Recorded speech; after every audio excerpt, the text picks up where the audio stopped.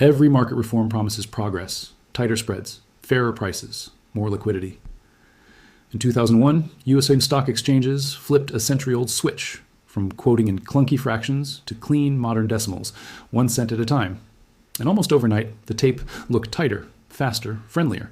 But here's the paradox. Those pennies that were supposed to help you trade quietly rewired who gets paid when you do.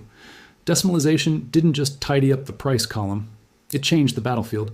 This is the world we live in now, but to see what changed, you have to remember how strange the old world actually was. For most of modern Wall Street, quotes were fractions, eighths and sixteenths. A typical stock might trade with a minimum tick of 12.5 cents, later 6.25. That wasn't a quirk, it was a moat. A wide tick guaranteed a comfortable spread for dealers. If you made the market, you collected the toll. Retail traders paid more to cross the market. Institutions paid more to move size. But because crossing was expensive, quoting size at the inside was worth it. Put 10,000 shares at the bid and you were paid for your courage. To jump ahead of you, someone had to improve by an eighth. That was real money. The moat protected your priority. Was it fair? Depends on your seat. If you lived on the spread, fractions were oxygen. If you were paying it, it felt like a tax, baked into every click. The floor thrived on it. Human market makers managed inventory risk in their heads and on their pads. They could work blocks, find the other side, nurse a sticky position through the close, and get paid for standing there. The system was slower, thicker, and comfortable for those who knew its rhythms. Then came the switch to decimals and a 1 cent minimum tick. The mechanics are simple, the consequences are not. 3 things happened almost immediately. First, spreads collapsed. The inside market tightened from eighths and sixteenths to pennies. To the impatient buyer or seller, execution quality, measured in half-second snapshots, looked better. Second, dealer margins shrank. The comfortable cushion evaporated. Standing there, taking the other side, got less profitable. Many human market makers left the stage, and those who stayed adapted. Third, priority turned fragile. Under the old regime, if you posted size at $20, someone had to pay 20 and a 16th to jump you. After decimals, they needed only 1 cent. Pennying became a verb and priority a mayfly. Once improvement is cheap, speed becomes strategy. Why commit size and take risk when you can surgically step in front? The order book's economics tipped from paying for courage to paying for timing. The winners and losers rearranged themselves. Retail order flow won the headline battle. Tighter top-of-book spreads meant cheaper immediate trades. Passive indexers, living off tiny costs, gained compounding fuel. Electronic venues loved pennies. Matching engines thrive when micro-improvements encourage constant quoting. But the losers felt the cut in different places. Traditional dealers lost their widespread edges. Large institutional blocks discovered that, yes, spreads narrowed, but displayed depth thinned. Getting 500 shares is easy. Getting 500,000 without painting the tape became a game of shadows, and transparency took a hit. When stepping ahead by a penny is nearly free, real size avoids the spotlight. It migrates to the places where priority is harder to steal. Pennies change the physics. If stepping ahead costs almost nothing, being first is everything. You could see the new pillars of microstructure rising in real time. High-frequency trading and latency games turned price improvement into a race. If you detect the next buyer and slip a 1 cent better bid in a blink, you don't need a cushion. You need to be earlier. Maker-taker economics layered on new incentives. Exchanges paid rebates to liquidity providers and charged takers. Tick size wasn't just an increment, it was a rebate lottery. And queue position, your place in line at the best price, became an obsession. The top of book turned into a knife fight over who is first at the inside. A penny decides the lane, microseconds decide the order in it. Decimalization didn't invent electronic trading. It accelerated it. When optionality is cheap and speed is money, the market starts to look like a competitive computing sport with stocks attached. And it created something else, the liquidity illusion. The screen tells you a story, quotes everywhere, spreads a penny wide, a market that looks deep and safe. But real liquidity is more than the gap between the best bid and best ask. It's how much you can actually trade at those prices before they vanish. With pennies, displayed size at the inside tends to shrink. Why display 20,000 shares and invite risk if someone can step ahead for a cent? Order cancellation skyrockets. Quotes flicker as algorithms show, sense, and cancel in milliseconds. And depth migrates to darker water. Big trades break into slices, slip through dark pools, or get internalized by wholesalers off the exchange. Regulators tried to draw a line. No quoting in subpennies for most stocks, they said, and that made sense. Without that rule, the inside would atomize into tenths and hundredths of a cent games that no human could parse. But there was a catch. Executing with subpenny price improvement slightly inside the spread was allowed off exchange in many cases. A new niche was born. Wholesalers internalized retail flow, filled it at the midpoint or with fractional penny improvement, and captured economics that used to live on the lit book. Dark pools matched size away from the, quote, wars, siphoning the very volume that might have thickened the public market. Decimalization thinned the moat around displayed quotes. Internalization built private streams around it. Stress reveals structure. In calm markets, penny increments and algorithmic dances make everything feel frictionless. In panic, friction returns with interest. When everyone can step ahead for a cent, fewer people want to stand still with size. In normal times, the dance is graceful. In stress, the floor clears. You see flash events and air pockets where prices gap, not because there's no liquidity, but because displayed liquidity evaporates at the same moment everyone needs it. For small cap and thinly traded names, a 1-cent tick can even be too fine, inviting endless penny jumping without building depth. Some experiments widened ticks to nickels to coax size back. The results were mixed. Incentives beat intentions because the market's plumbing responds to paychecks, not speeches. Who really benefited? Strip away the slogans and look at the ledger. Retail did win on spread math. Crossing a 1-cent spread is cheaper than paying an eighth. No contest. But that retail victory marched in step with a new machine. Zero commission brokerage funded by selling order flow. When wholesalers can capture fractional improvements off exchange, brokers can monetize that stream and advertise free trades. Cheaper at the front door, paid for in the back. Is that bad? It depends whether you value all-in price above headline price and whether you think public price discovery loses something when retail goes private. Institutions replaced floor brokers with algorithms, video app, POV, implementation shortfall, designed to leak orders slowly, harvest passive fills, and hide footprints. They saved on ticks, but spent on technology, data, and market access. The cost moved from spread to infrastructure.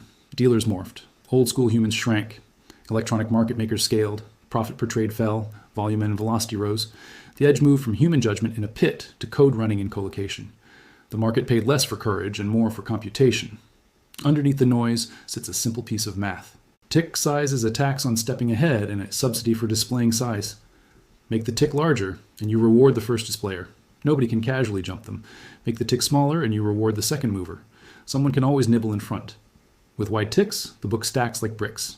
You see chunky size, fewer cancels, more quoted depth, but you pay a toll to cross. With penny ticks, the book becomes mist. Tighter quotes, cheaper crosses, but the size vanishes when you run at it. Neither world is purely right. Each encodes a politics of who bears which cost. Crossers versus quoters, patience versus impatience, humans versus machines. We pretend decimalization was a technical cleanup. It was a political choice in the oldest sense, deciding who should get paid for what.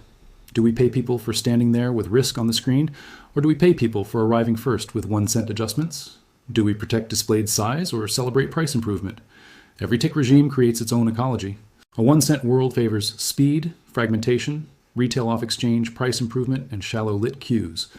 A nickel world favors posted size, fewer queue games, and more visible depth, at a higher toll for the impatient. Change the penny, change the incentives. Change the incentives, change the market. Markets follow math, but the math follows policy.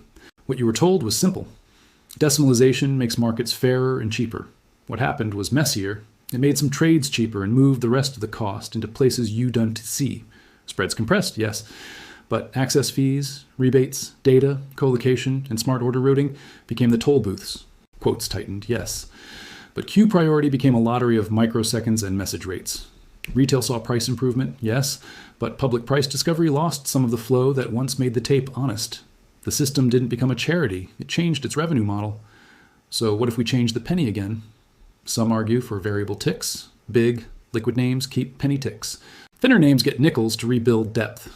Others argue to ban maker-taker to reduce the rebate games that pennies invited.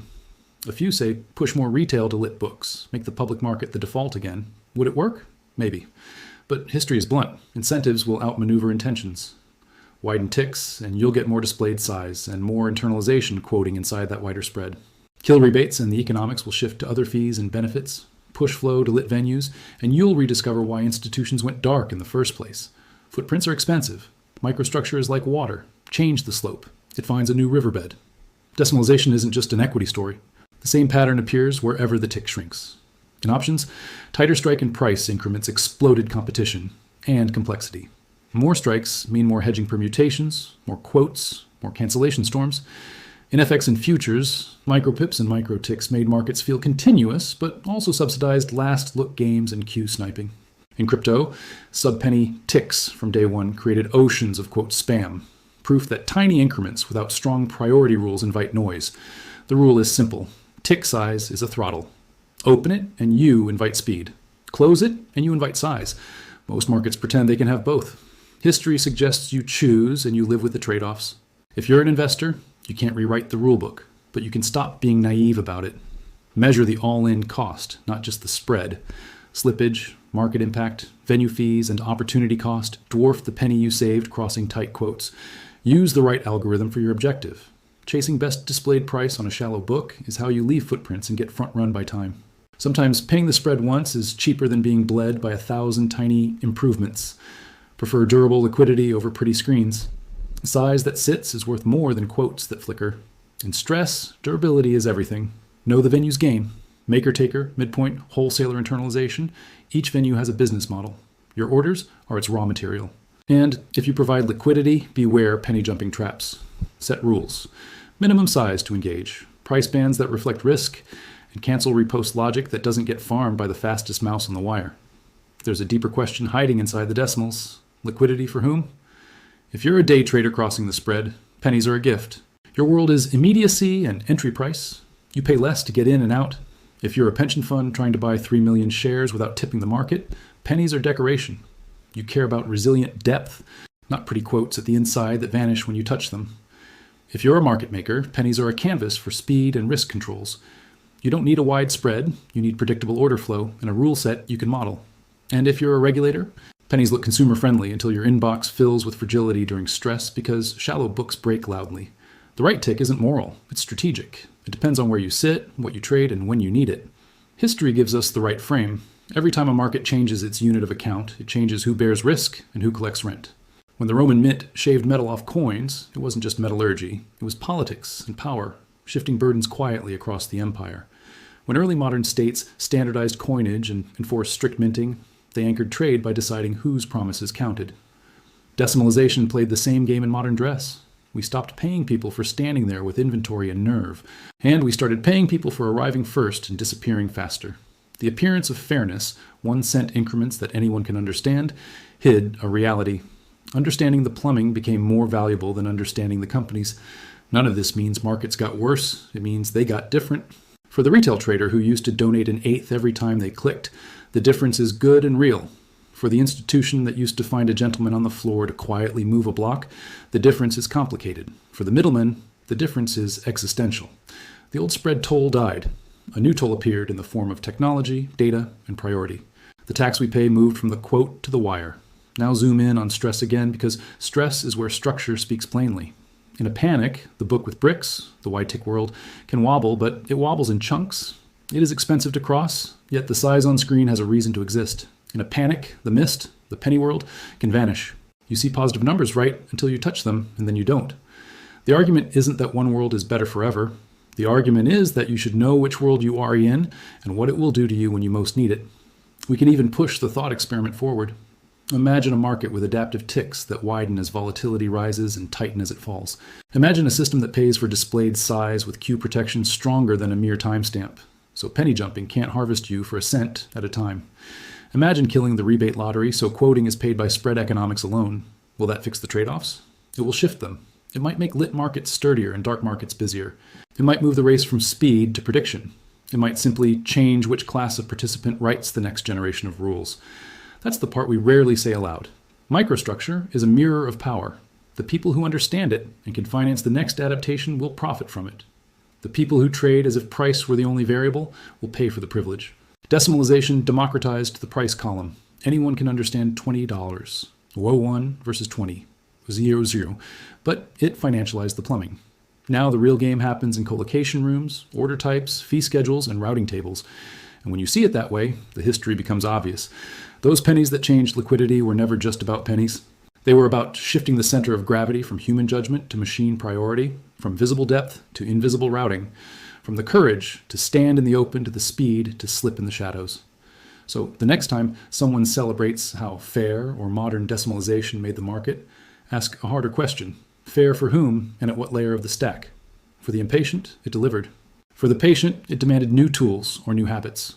For the system as a whole, it traded one set of vulnerabilities for another, less rent in wide spreads, more fragility in shallow books, Less privilege for dealers on the floor, more privilege for algorithms in the cage. Decimalization didn't break markets. It revealed them.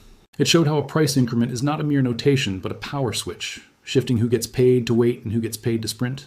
The tick shrank, the game expanded. We traded the comfort of wide, sometimes cozy spreads for the velocity of penny wars, the illusion of endless liquidity, and the reality of invisible plumbing that decides where your order actually goes. Every market tells a story about what it values. Ours values speed, optionality, and surface fairness. It charges its fees in places only the curious bother to look. If this gave you a new perspective, hit subscribe. History has the answers. I'll show you where to look.